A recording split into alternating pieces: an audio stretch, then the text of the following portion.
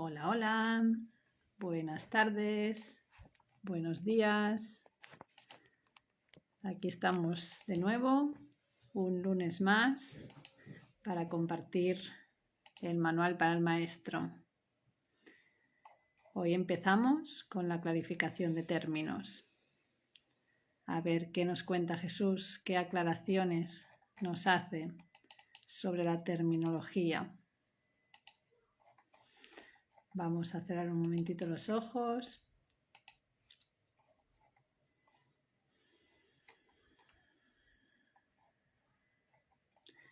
Gracias, Padre, por este nuevo día, por este nuevo instante, el instante en que los milagros de la fortaleza se unen. Mi fortaleza son los milagros. Mi fortaleza es poder ver la verdad. Mi fortaleza es ese entendimiento. Me siento agradecida de este instante. Yo pongo al servicio mi cuerpo, mis ojos, mis manos, mi voz, para que el Espíritu hable a través de mí y podamos entender eso que nos quiere compartir.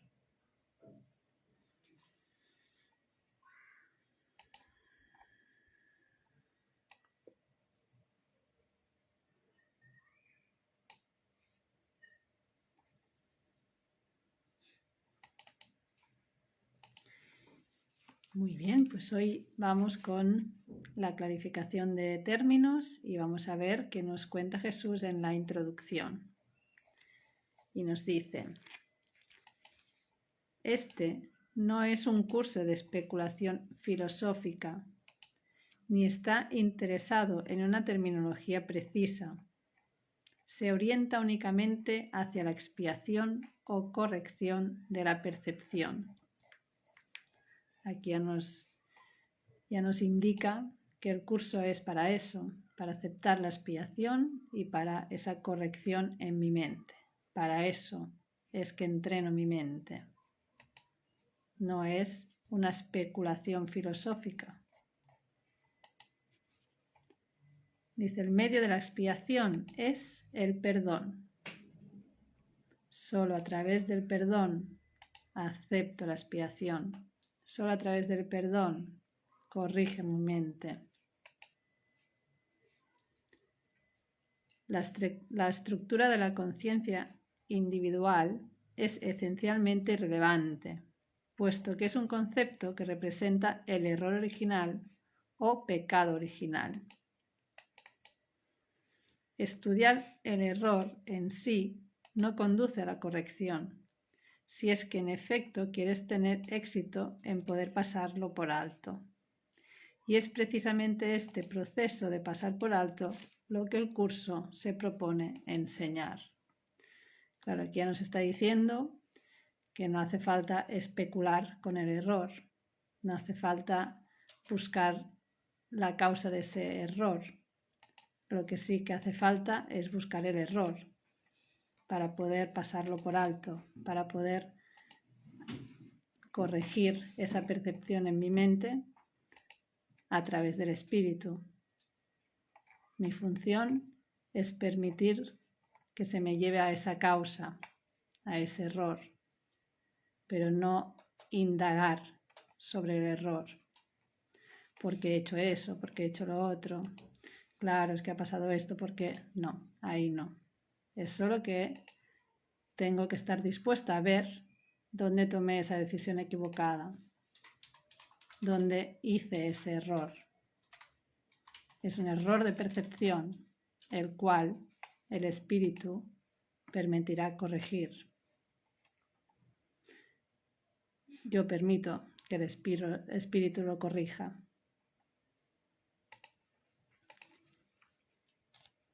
Todos los términos son potencialmente polémicos y quienes buscan controversia la encontrarán.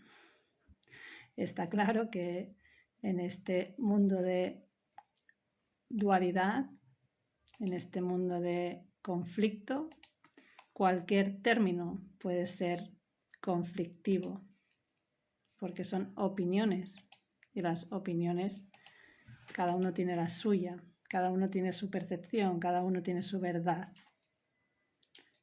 Entonces, los términos son potencialmente polémicos para quienes buscan controversia. Mas quienes buscan clarificación también la encontrarán. Deben estar dispuestos, no obstante, a ignorar la controversia, reconociendo que es una defensa contra la verdad que se manifiesta en forma de maniobras dilatorias. O sea, esta discusión, esta controversia no es más que una experiencia dilatoria. Es para seguir fabricando tiempo y evitar ver la verdad. Es esa tentación. Los argumentos teológicos, como tales, son necesariamente polémicos, ya que dependen de creencias y por lo tanto pueden ser aceptados o rechazados. Cualquier creencia puede ser rechazada o aceptada y eso puede ser un motivo de conflicto. Si yo creo en una cosa, la defenderé y quien esté de acuerdo conmigo lo defenderá conmigo, pero quien esté en contra pues también me lo hará saber. Una teología universal es imposible, mientras que una experiencia universal no solo es posible, sino necesaria. Todos aceptaremos la expiación. Todos podemos tener a cada instante esa sensación de paz. Eso es universal. Es igual la teología que utilices. Es una experiencia universal. Todos los caminos llevan ahí, a ese despertar, a esa conciencia. Es una experiencia universal. Alcanzar esa experiencia es lo que el curso se propone. Solo cuando ésta se alcanza es posible la consistencia. Voy a repetir. Solo cuando ésta se alcanza es posible la consistencia, porque solo entonces se acaba la incertidumbre. Cuando he experimentado esa experiencia, hay certeza. Ya sé que ese es el camino. Disminuyo las dudas.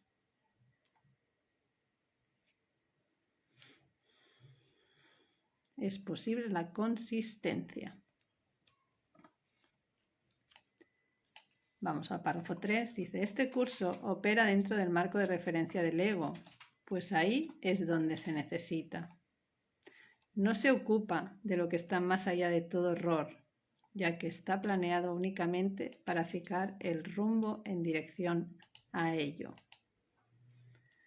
O sea, este curso es para mi mente errada, para entrenar mi mente a callar a esa vocecita que me lleva al conflicto, que me lleva a la discusión, que me lleva a la defensa, que me lleva a tener razón. Es para callar esa parte de mi mente y entrenarme a elegir de nuevo.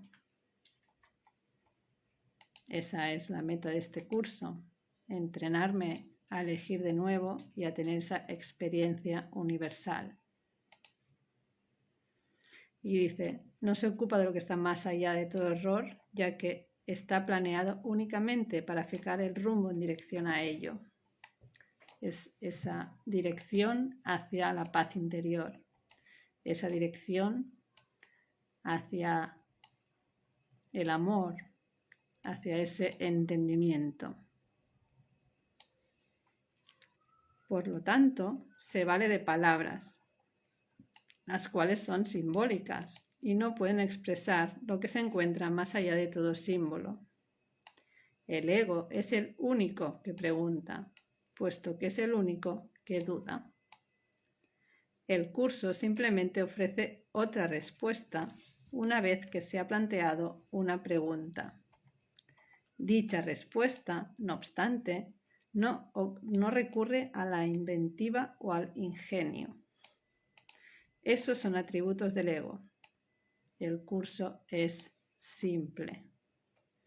Tiene una sola función y una sola meta. Solo en eso es totalmente consistente, pues solo eso puede ser consistente. Bueno, aquí nos habla de las palabras que pueden ser utilizadas para que llegue el mensaje, para que podamos fijar una meta y poder reconocer esa verdad, esa experiencia universal. Pero nos dice que, claro, si lo hacemos a través del ego, nos vamos a liar. Nos dice, el curso es simple, tiene una función, que es perdonar, pasar por alto, recordar quién soy, y una meta, que es la paz interior.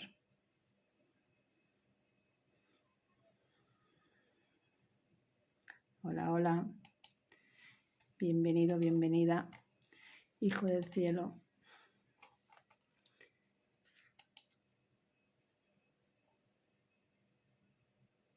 Y dice, solo en eso es totalmente consistente, pues solo eso puede ser consistente.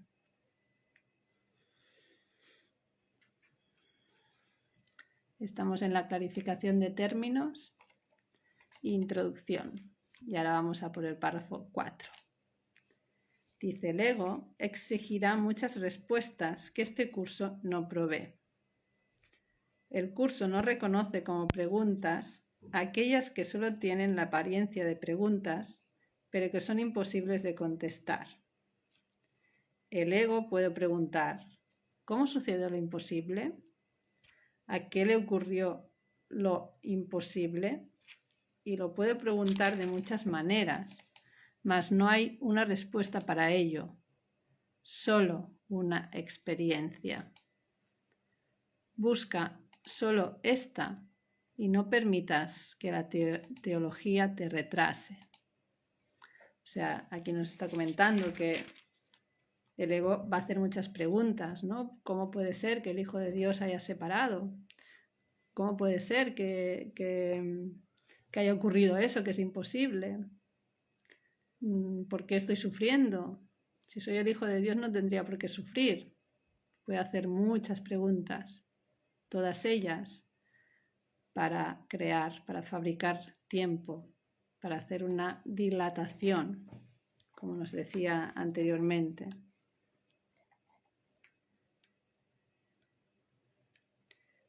Pero dice, ¿no? Todas estas pueden ser muchas preguntas, pero solo hay una respuesta, la experiencia.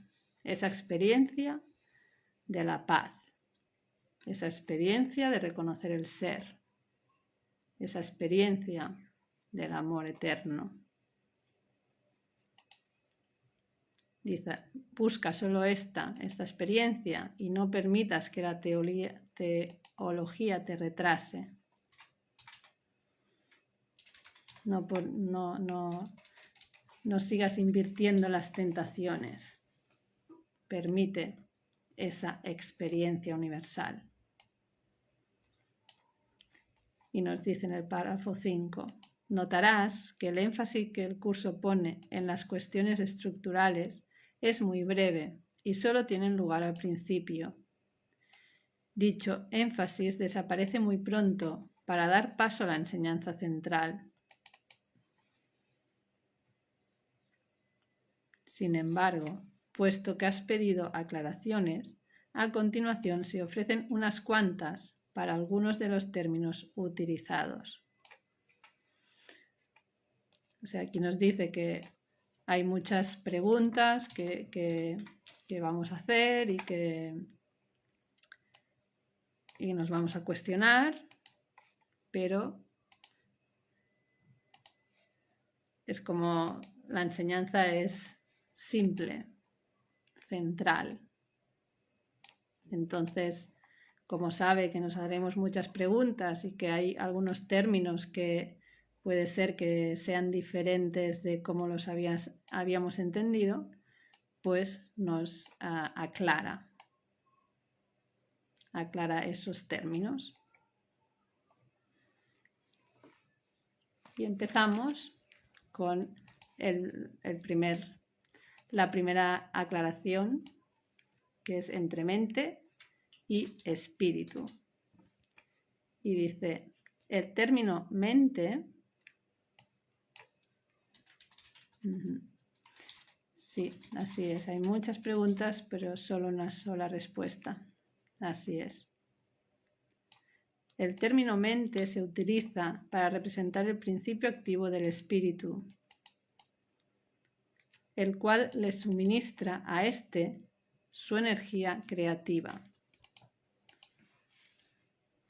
Cuando el término va con mayúsculas, se refiere a Dios o a Cristo, es decir, a la mente de Dios o a la mente de Cristo. El espíritu es el pensamiento de Dios, que Él creó semejante a sí mismo. El espíritu unificado es el único Hijo de Dios o Cristo.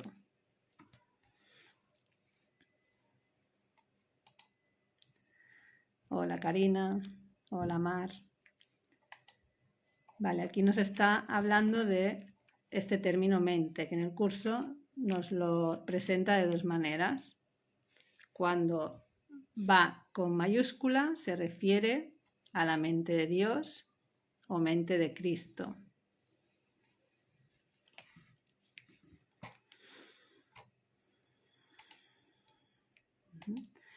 Y el espíritu es ese pensamiento de Dios que Él creó semejante a sí mismo. Es el ser. Es el Hijo de Dios, es ese espíritu. Y la primera frase, ¿no? El término mente se utiliza para representar el principio activo, es como esa fuente, la cual suministra esta energía creativa. La mente es todo, es la energía, es la verdad, que cuando va con mayúsculas representa eso, el Hijo de Dios, el pensamiento que Dios creó, y ese espíritu es la filiación, es el Hijo de Dios, es el uno, eso es el espíritu.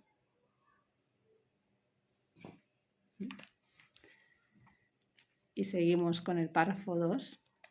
Dice, en este mundo, puesto que la mente está dividida, los hijos de Dios parecen estar separados. Sus mentes, asimismo, no parecen estar unidas. En ese estado ilusorio, el concepto de una mente individual parece tener sentido. En el curso, por lo tanto, se describe a la mente como si consistiera de dos partes, el espíritu y el ego. O sea, en el momento en que me he creído que me he separado, ahí le doy realidad a esa mente separada.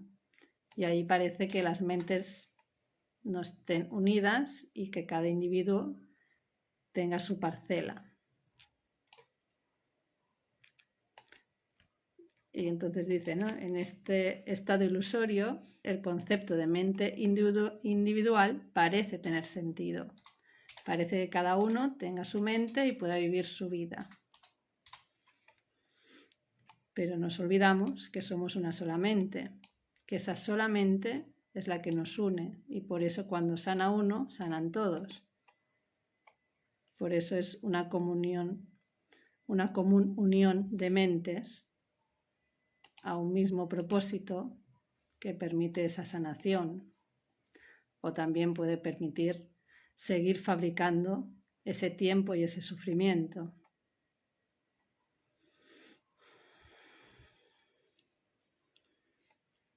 Y luego al final, ¿no?, nos dice, se describe a la mente como si consistiera de dos partes, el espíritu y el ego, o sea, la mente recta y la mente errada. Esa parte de mente que puede crear y esa parte de mente que fabrica.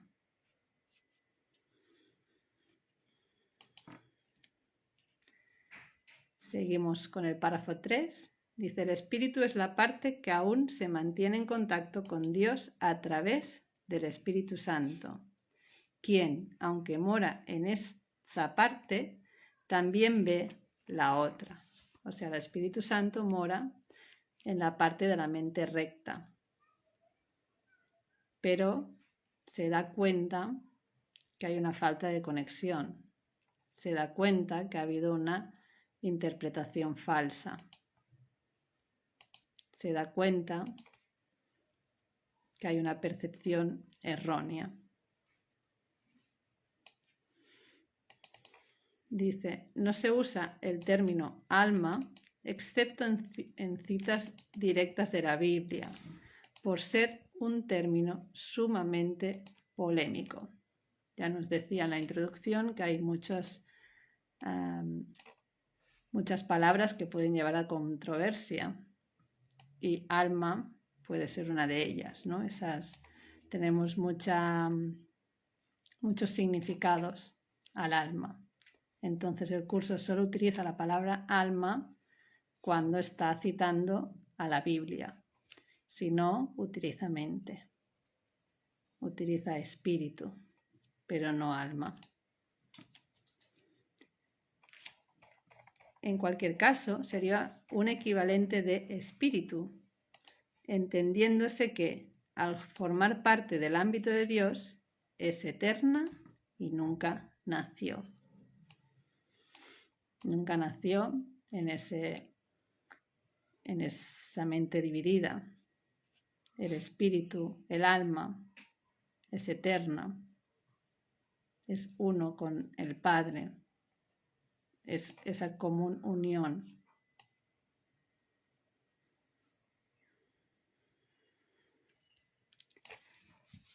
Dice en el párrafo 4.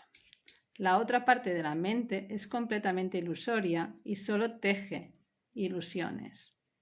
La otra parte de la mente es la mente egoica, la mente errada.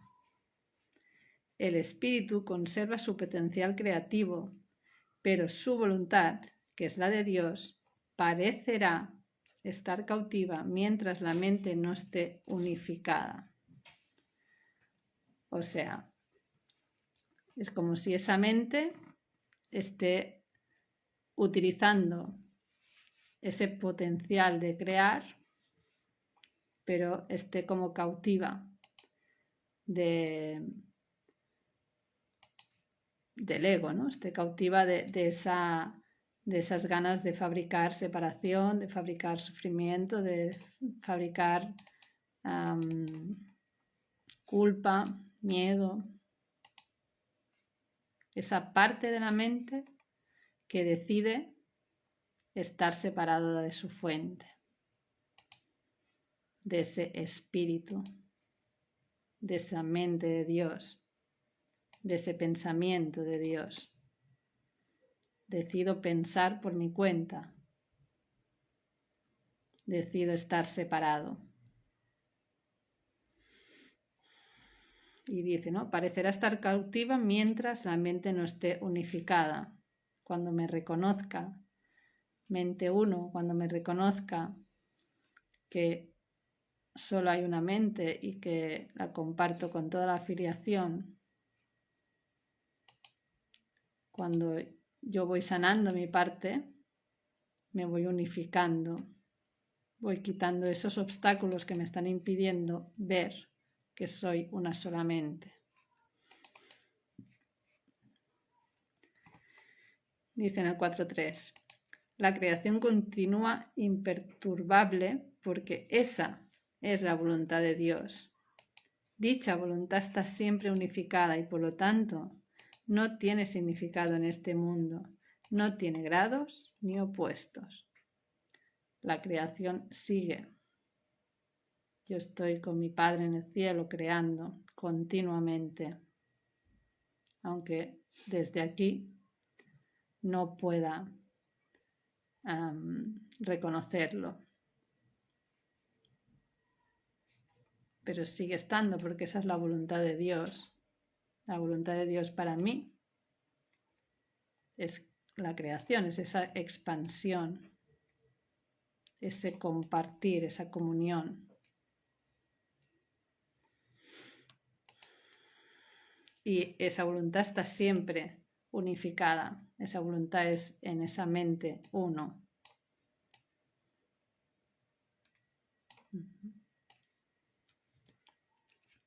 Muy bien. Seguimos con el párrafo 5. La mente puede gozar de rectitud o estar errada, dependiendo de la voz que escuche. Aquí ya nos habla de manera más frecuente que nos habla en el curso, ¿no? Mente recta y mente errada.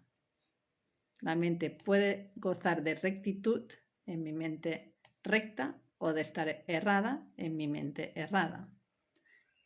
Puedo escuchar al espíritu en mi mente recta o puedo escuchar al ego en mi mente errada. Dice la mentalidad recta, escucha al Espíritu Santo. Perdona al mundo y en su lugar ve el mundo real a través de la visión de Cristo. La visión de Cristo es ese entendimiento, poder ver la inocencia en mi hermano, poder ver la verdad, darme cuenta de esa interpretación que he hecho de los hechos y poder deshacerlo hasta que vea la inocencia. La inocencia es el estado natural. Si no lo veo es porque he interpretado. Entonces, en esa mente recta, cuando perdono todas mis interpretaciones, veo a través de la visión de Cristo. Veo esa inocencia. Veo la verdad. En el 5.3 dice, esta es la visión final, la última percepción, la condición en la que Dios mismo da el paso final. Ahí, al tiempo y a lo ilusorio, les llega su fin.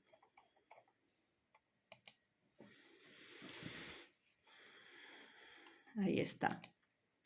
O sea, en esta visión de Cristo es la visión final.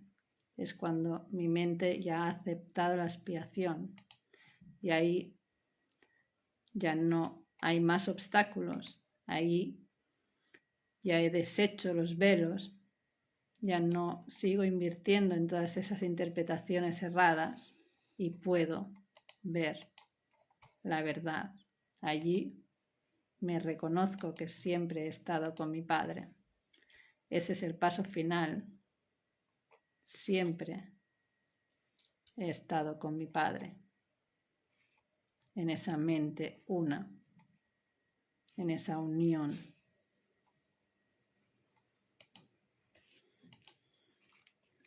Y dice en el 6, la mentalidad errada escucha al ego y teje ilusiones, percibe el pecado, justifica la ira y considera que la culpabilidad, la enfermedad y la muerte son reales. Ya hemos dicho que en esta parte de mente dividida hay una que escucha al espíritu y por lo tanto ve ese mundo real y puede ver la visión de Cristo, y la otra es la que invierte en interpretar por su cuenta y allí le da realidad a la culpa, a la ira, a la enfermedad, al pecado. Doy fe que eso es verdad, todas esas interpretaciones de mi mente. Dice en el 6.2, tanto este mundo como el mundo real son ilusorios, pues la mentalidad recta simplemente pasa por alto o perdona lo que nunca ocurrió. Por lo tanto, la mentalidad recta no es la mentalidad uno de la mente de Cristo, cuya voluntad es una con la de Dios. O sea, la mente recta sigue siendo de la percepción, sigue siendo de esa mente que se creyó separada, pero que escucha al maestro que la une a su mente recta, que la une a esa comunicación con Dios, pero no es la mentalidad uno, no es ese hijo de Dios, no es el ser unido a su Padre. Es poder reinterpretar todo lo que yo he interpretado por mi cuenta a través del Espíritu Santo. Eso es la mentalidad recta, pero no es la mentalidad uno, la cual es esa unión, ese reconocimiento que soy uno con mi Padre.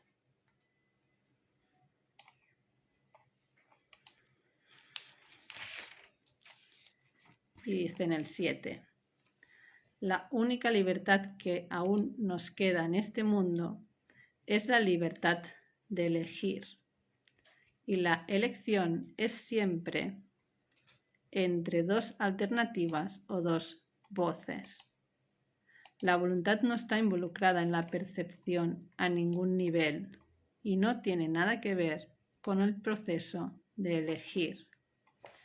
O sea, la única libertad es elegir entre estas dos alternativas. Sí, sería el sueño feliz. El mundo real es ese sueño feliz. Es poder verlo todo a través del Espíritu Santo, la mente recta, exacto. Y nos dice, ¿no? En el 7, la única libertad que aún nos queda en este mundo es la libertad de elegir. Y la elección es siempre entre dos alternativas o dos voces. Eso es lo que es nuestra libertad. Elegir entre escuchar al espíritu o escuchar al ego. Esa es nuestra libertad de elección. Pero la voluntad no está involucrada en la percepción. La voluntad es la voluntad de Dios. Está por encima de la percepción. Dice, la voluntad no está involucrada en la percepción a ningún nivel y no tiene nada que ver con el proceso de elegir. Yo puedo elegir ver con el espíritu o con el ego, pero la voluntad de Dios para mí es perfecta felicidad, perfecto amor, perfecta paz. Es que reconozca quién soy, que soy el santo Hijo de Dios, inocente, pleno, íntegro.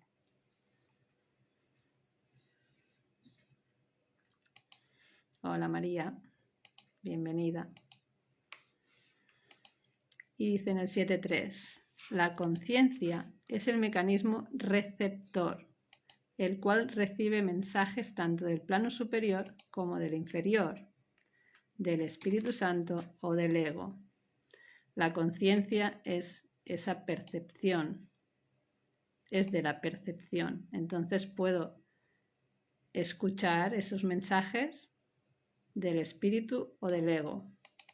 Puedo ver con paz o con conflicto. Puedo ver con amor o con miedo. Puedo ver en unión o en separación. Esa es mi elección.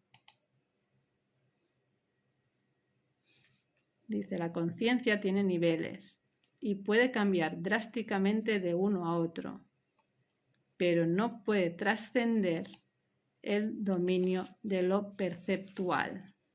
La conciencia sigue siendo de este estado de mente separada. No puede ir por encima. No puede trascender el dominio de lo perceptual. El dominio de lo perceptual va por encima de la conciencia. Es el conocimiento. Y eso es del ámbito de esa mente una. El ámbito de Dios.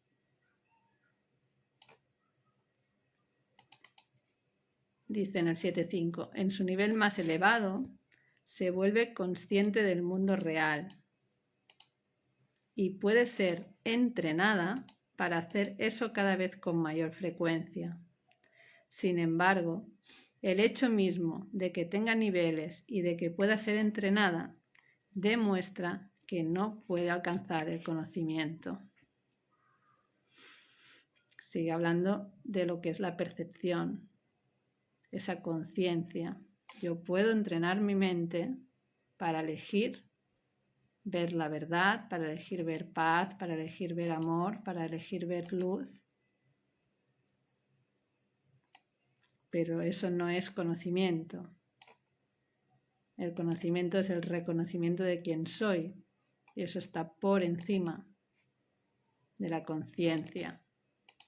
Está por encima de la percepción.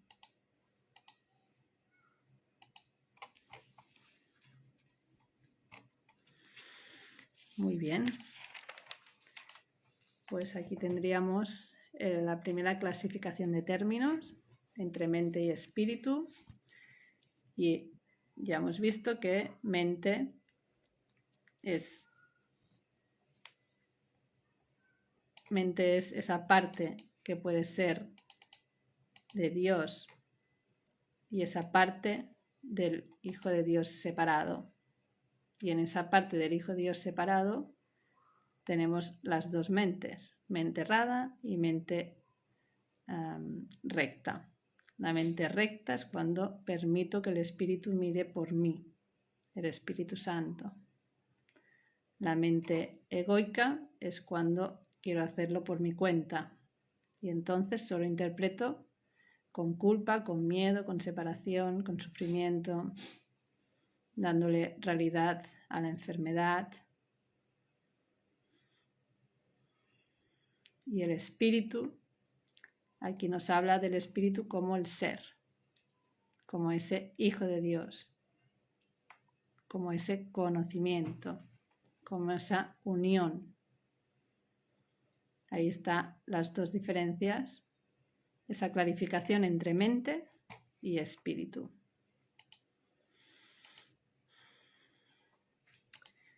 Muy bien, pues lo vamos a dejar aquí por hoy.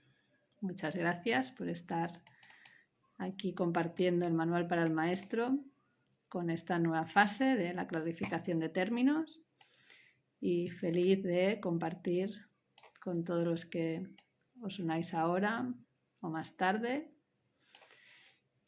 Milagros para todos y bendiciones. Gracias a ti, Karina. Feliz día, feliz tarde. Chao, chao.